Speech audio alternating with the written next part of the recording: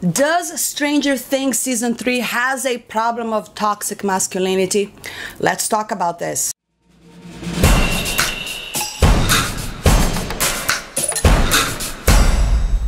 What's up, everybody? Today I wanted to talk about Stranger Things Season 3. This is going to be my review. It's also going to be a video filled with spoilers, so if you haven't had a chance to catch up with Season 3 yet, you shouldn't really watch this video. And I also wanted to talk about toxic masculinity because there's a lot of articles out there complaining, even an actress complaining that Hopper's behavior this season was toxic behavior. And I really wanted to talk about that because, that's the problem with 2019.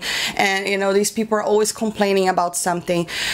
Also, Netflix just said that, Stranger Things is kind of 40.2 million people started watching the show, which is kind of one of the highest rate if you really think about it. 18.2 had already finished. That's me included. I watched it on July 4th when it came out. I binged the whole thing and I rewatched it already. And I took a while to do this review because I wanted to give people time to actually watch it. Because again, like I said, I will be discussing all the spoilers. So let's start with Hopper. Is Hopper a toxic male in Season 3? I would say no. I disagree completely. I think Evan Woods from Westworld, that show that everyone is naked all the time,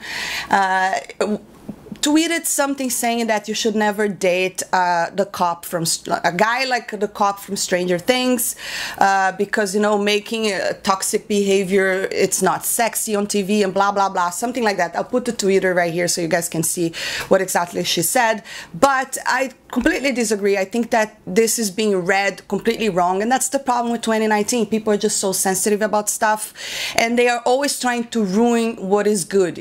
This show that it's doing so well, it's so much fun to watch. I think Hopper was hilarious this season because he was angry all the time. He was definitely very angry, and he's also very good at fighting. He was definitely no Jake Skywalker. He was not a castrated male, but can you go as far as saying that his behavior was toxic? I would say no.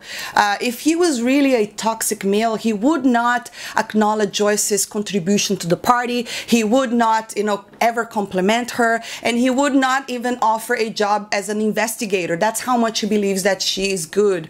Later on, even though they're bickering at each other, he also acknowledged, that I want you to feel safe. I don't want you to be worried all the time. And I just, like I said, all this complaining about his behavior, it's just like you can't really please these people, and I really hope that Netflix is not going to go in that direction, because that's when they begin to destroy their own franchise. We've seen that with Star Wars, we've seen that with so many other stuff. Please do not listen to these people. Keep true to the characters and forget about them, because also there's complaining about too much smoking, and apparently they're already trying to, there won't be a lot of smoking. And don't get me wrong, I am not advocating for smoking. I have never smoked in my life. I don't smoke. However, in the 80s, people smoked everywhere. It's very much part of the 80s, and it's very much part of the character Hopper. So it shouldn't bother people that much. This is a story that is taking place in the 80s. It's really annoying. But anyway, so there's some complaining online that his behavior was very toxic. The fact that he was trying to, separate Elle from Mike. And I really don't agree with Hopper doing that, but I understand his reason behind it. It's because he doesn't know how to deal with the whole teenager situation. Teenagers, when you become a teenager, that's the time where you don't want anything to do with your parents. You just want to hang out with other teenagers. That's that time of rebellion. If you have been a teenager, you know exactly what I'm talking about. That's the time where it's all about your friends. It's all about a boyfriend. I believe that the way that they wrote that is very realistic, and I really loved watching Hopper struggling with that, because all he does is just like, I'm gonna make them stop, but he can't do that, and I think that's brilliant how Joyce is the one to give him advice, but still he's not able to do what she advised him word by word, and he ends up threatening Mike, which is really hilarious. And like I said, for me, it was a very dad thing to do because it really reminded me of my dad. Because, you know, something similar happened to me when I was 19. And I was 19. I was not 13 or 15, like 11. I think 11 is 15. I was in my bedroom. The door was open. The window was open. I was sitting in bed with my boyfriend, sitting. We were next to each other, reading a book. And we were listening to songs. And my dad walked by and saw us sitting doing this. We were just reading, right? Doing nothing. The door was open, the window was open, and he flipped out. You know, I remember that he was like, you should not be sitting anywhere near the bed, and he made all this big deal. So it really reminded me that like Hopper would be so bothered by that, because in the eyes of our dads, we're always going to be little girls. They don't want to see us grow. So I thought that that was very realistic. Even the fact that Mike was being very rebellious and kind of like disrespecting him. I also think that I'm not very proud of it, but that's kind of what teenagers do, you know, most of the time. And so I thought that was realistic, even though I thought, Mark, you're being very rude, you don't have to say it that way. But I just thought, yes, I totally buy that. And that's one of the things that I really liked about this show, that all of these characters, I think that they're very grounded in reality. And that's the brilliance of the Duffer Brothers. I think they did such a great job at writing these characters and these stories. So episode 1 and 2 is kind of setting up, you know, everything that has happened and setting up a little bit of the story, what's going to be happening with the Mind Flayer. And then we have Hopper being all angry and mad and trying to split Elle and Mike apart, and he kind of succeeds, but then later on it doesn't. And I also think that it was really entertaining to see how the teenager relationship is. Like one day you love each other, the other day you break up, the other day you make up. Like everything is a big deal. It was very fun to watch. I loved Mike and Eleven relationship. I think they're super cute together, and I love how Mike really cares for her. And throughout, I think, season maybe episode 6 or 7, I don't remember, but he kind of understands fully what love is. He even says, I love her, and he was like, oops, did I just say that? And now he really understands, I really love her, and I think it's just the cutest thing. And it's so great for Eleven, because, you know, especially for this girl that has been locked in she's been a lab rat her entire life. Also, I love her relationship with Max. I thought that was very well done, very realistic too. She needed a friend, a female friend, to show her, you know, dress and all these kind of girly things that obviously Mike would not be able to give her. So I thought that was very nicely done. But all the characters this season, I thought it was just amazing. You know, I love that they were all kind of separate stories, and then they all kind of come together and it's all one story, and I thought that was very well done. However, I do think that Lucas didn't have much to do this season, and I wish we had more, because I think Lucas is he's such a good actor first. Caleb, his name, or his real name, and he's such a great actor, and I just wish we had more of him, because I think he was a little bit sidelined. So was Jonathan a little bit, but other than that, all the other characters, I really love their storyline. So we have Billy this year, and Billy didn't have much to do on season 2, but on this season he was amazing. You know, he gets infected by the Mind Flayer, and he's kind of the body that is helping infect all the others. And I think what is really cool about it is that this time the Mind Flayer purposely chose someone that has some physical strength, and that's why that fight with Eleven on the sauna episode, which is one of my favorite, was so intense, because I was like, oh my god, he's really strong. You know, along with the strength from the Mind Flayer, that's like triple. You know, it was just crazy. I thought he was, and the acting in this season was spot on. I mean, the acting is amazing. I really I was laughing, I cried, I got so emotional towards the end. So I really loved Billy, and I thought that even though there's no excuse for his behavior, you know, I know his mom left him, but that doesn't mean he should be so bad to Max. Like, for instance, Eleven had all the excuses in the world to be nasty to everyone. I mean, she had a horrible life. Her entire life, she's been a lab rat, and she's still very loving. But Billy cannot get to that point. So I don't really think that Billy was a good person, but I did think that they had a very beautiful redemption arc for him at the very end. You know, he remembers the time that he was happy, and he sacrificed his own life to save Eleven. Amazing. I was like, I was crying. I was like, I got so emotional. I was like, oh, that's good writing right there. I was like, that was really good. And the visual effects were so great as well. And I love the fact that, you know, the fireworks that everyone was making fun of Lucas, or Max was making fun of Lucas, paid paid off at the end. You know, without the fireworks, perhaps 11 would be dead. Then we also have the team up about the Russian plot, right? So we have Robin, we have Erica, Dustin, and Steve, and that's, in my opinion, is the team up I did not know I needed. I thought that you know, they were hilarious together. They were so smart. I think Robin was such a great character. She complimented Steve. You know, they're just like, it felt to me that they were friends for like forever. It's just great acting. I loved it. And Dustin and Steve was just gold. And Erica was also very entertaining, very sassy. I just think that they should tone down a little bit, because I did think sometimes they overdid it. It's like she's angry all the time and you don't have to be snapping the entire time. So I think it was a little bit too much, but she was a very entertaining character. She was hilarious, and most of the time she would steal the scene for me, you know, with her remarks like, what is Operation Child Endangerment? That was really funny.